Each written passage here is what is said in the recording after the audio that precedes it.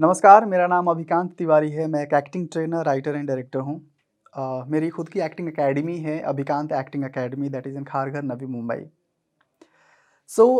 आज हम बात करेंगे ऑडिशन के बारे में।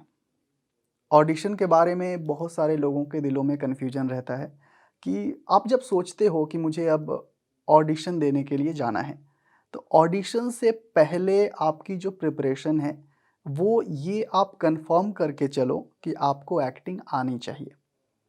एक्टिंग आने का मतलब ये नहीं क्योंकि आप यंगस्टर हैं या फिर क्योंकि आप लाइफ जी चुके हैं इसलिए आपको एक्टिंग आती है और आप कर लेंगे।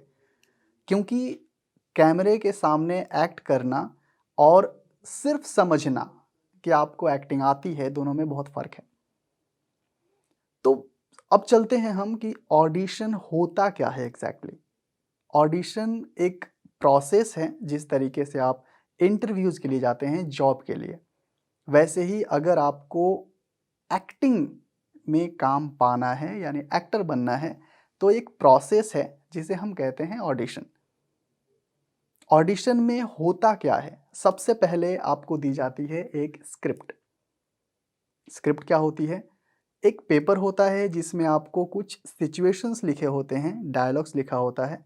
उन लाइन्स को याद करके उस कैरेक्टर के अनुसार आपको कैमरे के सामने बोलना होता है। अब इसमें आपको जो टाइम ड्यूरेशन दी जाती है 20 टू 30 मिनट का टाइम मिलता है। आप उस 20 टू 30 मिनट के अंदर आपको अपनी लाइन्स को प्रिपेयर करना होता है। सबसे ज़्यादा चैलेंजिंग ये होता है कि आप अपनी लाइन्स को प्रिपेयर किस तरीके से करें।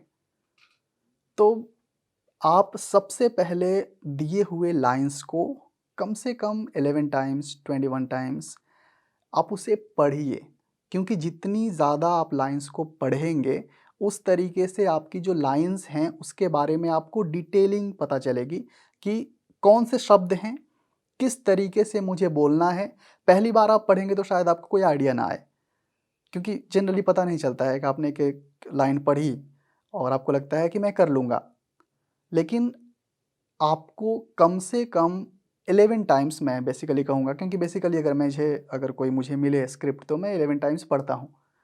पढ़ने के बाद अगर आपको लगता है कि नहीं उसमें कोई चीज़ आपको समझ में नहीं आ रही है, लाइन समझ में नहीं आ रहा है, तो आपको कास्टिंग कोऑर्डिनेटर से या फिर कास्टिंग डायरेक्टर से आपको पूछना चाहिए।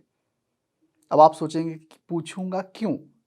अगर सामने वाले ने ये जज कर लिया कि मैं एक्टिंग मुझे आती है फिर भी मैं पूछ रहा हूँ, तो ऐसी बात बिल्कुल नहीं है। इससे आपका कॉन्फिडेंस पता चलता है कि आप कितने सिंसियर हो एक्टिंग को लेके, अपने आर्ट को लेके, अपने क्राफ्ट को लेके। तो सवाल पूछिए, जिन्होंने भी आपको स्क्रिप्ट दी है उनसे आप पूछिए कि ये कैरेक्टर क्या है। कभी-कभी ऐसा होता है कि सिर्फ डायलॉग्स लिखे होते हैं, आपको खुद के अनुसार उस कैरेक्टर को समझना होता है। तो आप पूछिए उनसे कि ये जो कैरेक्टर है वो किस तरीके का है और आप मुझसे किस तरीके की एक्सपेक्टेशन है आपकी, कि मैं क्या करूं इसमें, इस कैरेक्टर में क्या मैं वेरिएशन डालूं या फिर कुछ अपने तरीके से मैं करूं, या आपका जो कैरेक्टर है वो पहले से डिफाइंड है। अब जब आप ये सारे सवाल जब उनसे पूछते हो तो एक आपका उनके साथ एक फ़ेमिलियर आप हो जाते हो। बेसिकली ये जो टारगेट है यही कि सामने वाले को समझना। आप जितना टाइम किसी इंसान के साथ दोगे, उनके साथ आप कंफर्टेबल हो जाओगे। तो जो आपकी साँसें हैं, वो कंट्रोल होंगी, क्योंकि जहाँ आप कहीं भी जाओगे, तो आपकी साँसें नॉर्मल नहीं चलती। जैसे अगर मैं कैमरे के सामने हूँ, तो अगर मैंने स्टार्ट की होगी, यानी बोलना चालू किया, तो मेरी साँसें वैसे नहीं रहेंगी जितना कि मैं 4-5 मिनट बोलने के बाद मेरी जो साँसों की स्पीड होगी। इसलिए आप एक कंफर्ट ज़ोन में चले जाते हो। अब ये 20 मिनट के बाद जब आपको लगने लगा कि मेरे लाइन्स मुझे याद हो गए हैं, अब मैं कैमरे के सामने बोल सकता हूँ, तो कैमरे के सामने जाइए। जाने के बाद जो भी आपका ऑडिशन ले रहा है, जो कैमरे के पीछे जो लोग बैठे हैं, जजेस आप कह सकते हैं इन शॉर्ट, जो ऑडिशन आपके ले रहे हैं, उनसे आप पूछ लीजिए कि जो आप ऑडिशन दे रहे हैं, तो ऑडिशन में जब आप ऑडिशन देते हो तो उसमें सबसे पहले वो आपका इंट्रो लेते हैं। तो उनसे ये भी जानना ज़रूरी है कि ये जो इंट्रो ले रहे हैं, वो इंट्रो लेने के बाद कट करेंगे और फिर ऑडिशन शूट करेंगे, या फिर आपको कंटिन्यूटी में इंट्रोडक्शन के बाद ये सारे लाइंस बोल के उन्हें बतानी है। अब एक और मिथ यहाँ होती है कि जब आप डायलॉग बोलते हो और पढ़ते हो स्क्रिप्ट, तो आपको लगता है कि ये चीज़ें मुझे उन्हें बतानी है। एज़ लाइक कि आप 9th-10th में जब पढ़ते हो तो लगता है कि नहीं, जो मैंने प्रिपेयर की है वो मैंने सुना दिया। ये बिल्कुल ऐसी गलती मत कीजिएगा, क्योंकि आपको उसे परफॉर्म करना है।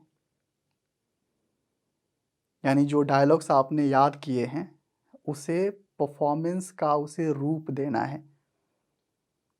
आपको वहाँ सुनाना नहीं है। ज़्यादा करके एक्टर्स, न्यू एक्टर्स ज़्यादा करके ऐसा करते हैं कि डायलॉग याद हो गया और मैंने सुना दिया।